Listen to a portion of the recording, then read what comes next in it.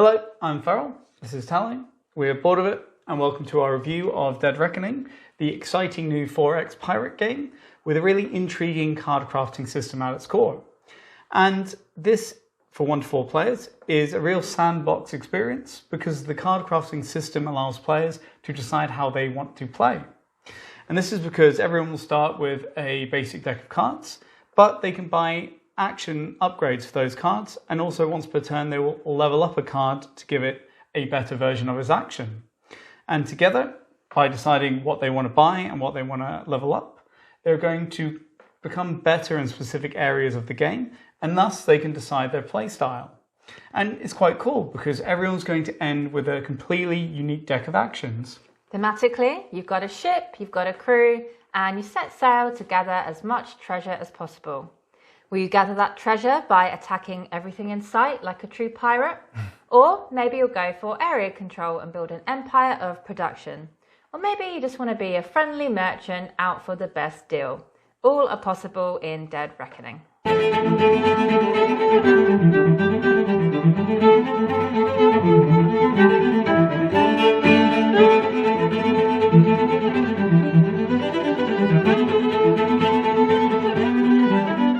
Everyone will begin the game with the same deck of 12 sailors, all level 1. And an average turn will consist of you drawing 4 cards and playing them in front of you, and then you will use the actions on those cards. But there are actions that aren't on the cards that you can also do. The most common being set sails, which is where you look at all the sail icons in front of you, including on your ship, and then marking it on this track. And how many sails you have is how many spaces you can move that turn, and move is another action. In terms of the actions on the cards, a common one is going to be produce barrels, where you get barrels and they go in your dock. Another one is going to be to deploy cubes, and you deploy cubes to try and take over control of the island. And then there's also a card that will let you produce on the island, and usually this will be barrels and money, or one or the other. Now, barrels are the most common resource in the game. It's how you buy upgrades. And you can only pick up barrels and money from islands that you control, which is why you'd want to control them, but you also get endgame scoring for controlling islands.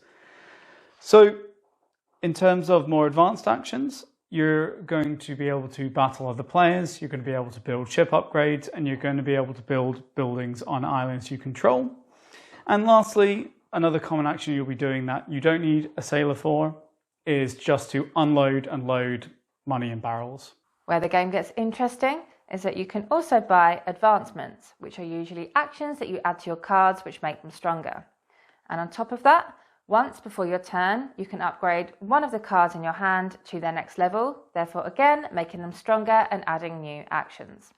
Because of the uniqueness of the cards, there are several different play styles that players can pursue depending on how they develop their cards, like becoming a pirate and having a lot of attack actions available, or perhaps focusing on area control and building an empire. Players will also be focusing on these achievements, and the game end is triggered when one player achieves 4. They're your typical do X, such as build 5 buildings, win 4 battles, have 4 ship upgrades, and so on. At the end of the game, you'll count up the amount of money that's in your treasure chest, on your ship, how many advancements you have, how much you get for completed achievements. There's some money for area control, buildings, and ship upgrades. Whoever has the most treasure wins. Honestly, Dead Reckoning is a brilliant game, and we're going to end up raving about it later on in the review, but it's not without its issues, although the thing is, none of these are so big that we wouldn't still recommend the game, but we still want to address them, so we're just going to get through them at the start, and then we'll move on to the good stuff. First things first, the Battleship. It's an absolute nightmare to put together, and it's very low quality cardboard, and it seems like the holes that the tabs go in are the exact same thickness as the tabs, which means you have to force them in, and then often because it's such low quality they warp and the tabs bend up, and then you can just never get it in. So many aspects of our ship look like absolute garbage. On top of that, the box they give you to store it when it's put together is slightly too narrow. So then the prow of the ship ends up pushing against the sides of the box, and now this is pretty much destroyed and warped as well. Having trouble with these as well. It's just kind of low quality cardboard, and I've heard other people say that they had issues with it, so hopefully I'm not just being an idiot. Our biggest complaint is that it seems that the publisher has really skimped on tokens and components here, and this leads to player irritation and just a lack of general flow to the gameplay, particularly at 3 or 4 players. So barrels, these are the number one only resource in the game, and you pretty much are using them to buy anything you want to buy. But they've only provided tokens up to a value of 60 barrels, which is ridiculous because on a given turn you could be producing 12, 15 or more, let alone what you and everyone else already has. In a 2-player game, me and Tally pretty much ran out of the high value barrel tokens, so imagine what it's like at 3 or 4 players.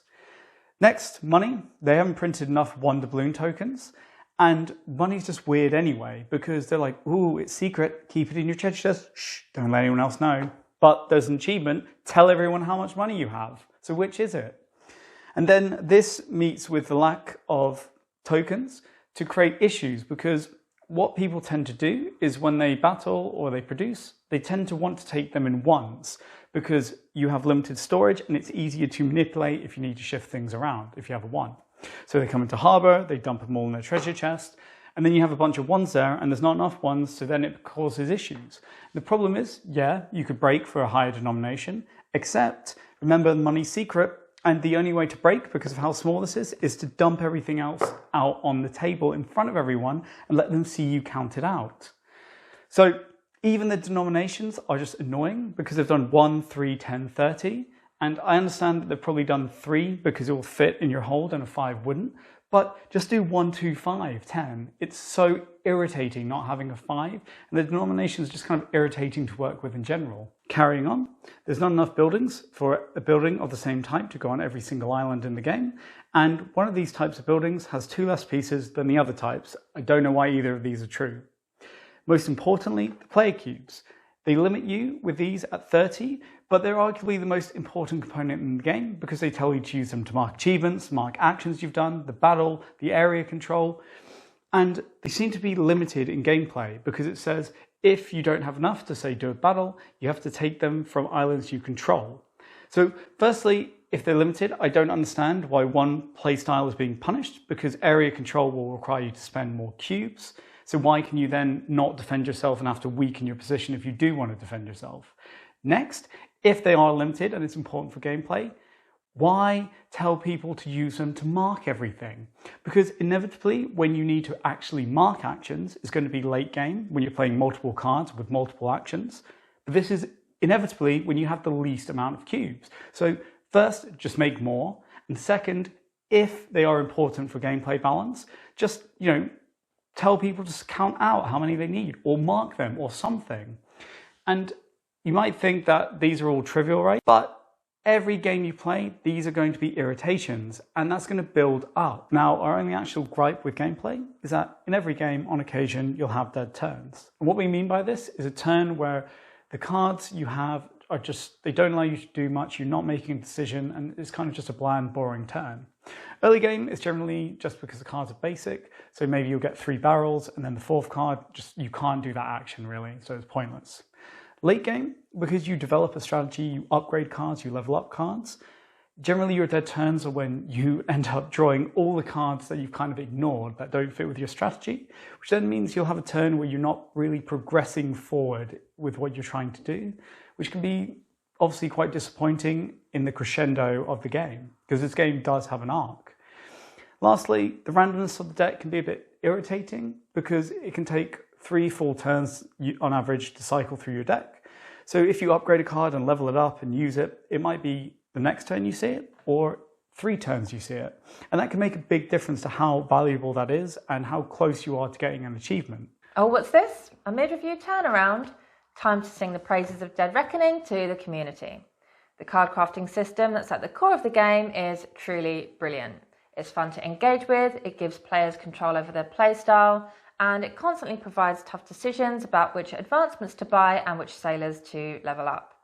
It's really tough because sometimes you don't want to play a card because then you can level it up at the end of your turn, but then you also do want to play it because you need the action.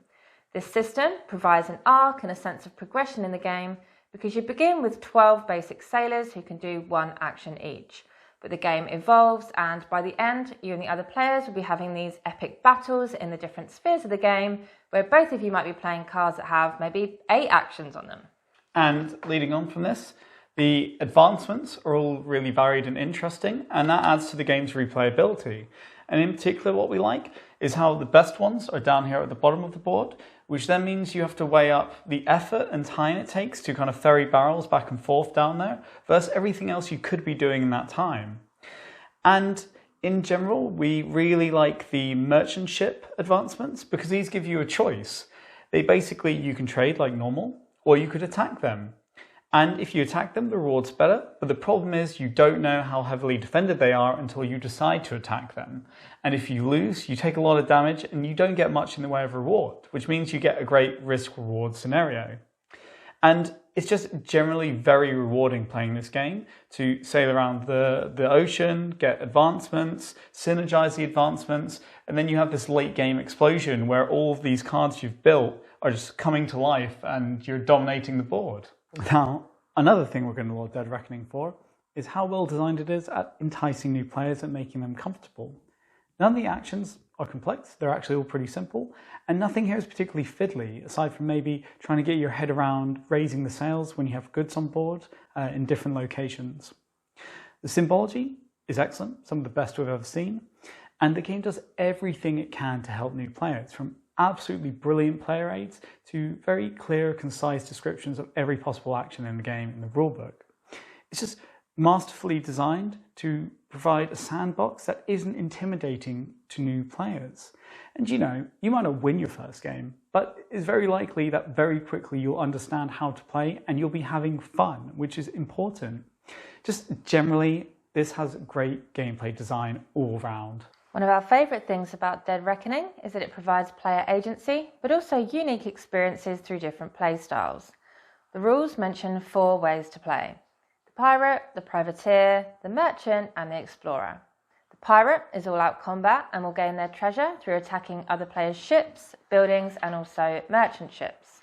Now, this one does have the ability to annoy your fellow players, because if you do enough damage to their ship and sink it, all of the treasure on that ship will go to you, which is obviously pretty harsh and may cause some bad blood. The privateer is all about island control, while the merchant will focus on boosting production and farming high-value islands. The explorer will aim for maximising their movement and therefore will focus on using their excellent manoeuvrability to reach those high-powered level 3 and 4 advancements at the bottom of the map. Each one is fun to explore and feels distinct, but you're not just locked into these 4. You can mix and match abilities and be no worse off for it. The battle system is fun, exciting and dramatic. It will have all of the players up out of their seats and crowding around the battleship in anticipation. Essentially, both players in the battle will count up the number of cannon symbols that they have in play and drop that amount of cubes into the battleship at the same time. Where they land will determine if the players take damage, get rewards, or get battle points. The bonus of this system is that if somebody attacks you, you'll likely come away with some more barrels and treasure for the hassle. But we can see that this system will likely annoy some players because it's inherently random, so it does stand out in a game that has very little luck, aside from which cards are drawn when. Whilst it is likely that the more cubes you have, the more likely it is you'll win the battle, equally, other players with half the amount of cubes could just get super lucky landings and destroy your ship or win the battle. But hey, that's the risk of being a bloodthirsty pirate. One thing we'd be interested to see is what kind of game different groups will make this. Because the game ends when a player nabs 4 achievements, it can become an efficiency puzzle like Scythe. This is exactly what happened in our first game, which was also our quickest game. But the more we played, the less we cared about the achievements.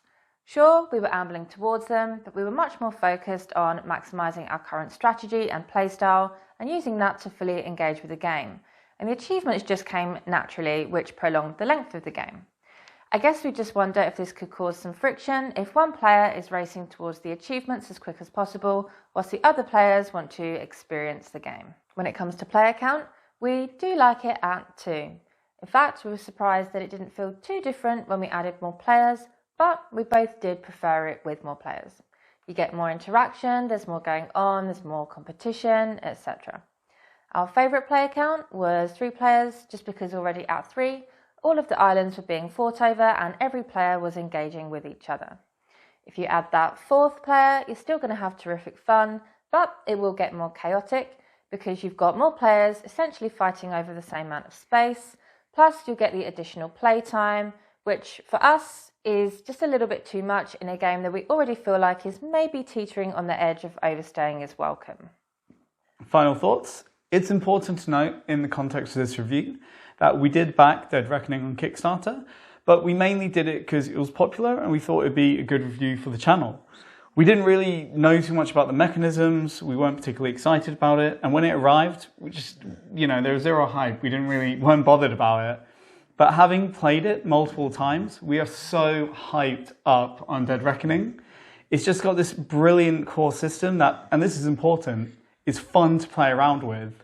The theme and the mechanisms combine masterfully, and the player interaction mixed with all these different playstyles is going to keep us coming back time and time again. It should also be noted that aside from the battle system, which is very Ameritrash, the game is pretty Euro-esque and may become an efficiency puzzle in some groups, so that's just worth bearing in mind. Also, it's not without its faults. The issues with the components will likely annoy us every time we play the game, plus the occasional dud turn is unavoidable. But we would 100% recommend Dead Reckoning if it sounds like something you would enjoy to play, and we're super thrilled to see what content will become available for the game. So AEG, if you're watching this, please give us the Saga content. Please. We really regret not getting it in our pledge. If you enjoyed this video, we'd really appreciate it if you could give it a thumbs up and subscribe to our channel if you're not already. And see you next time.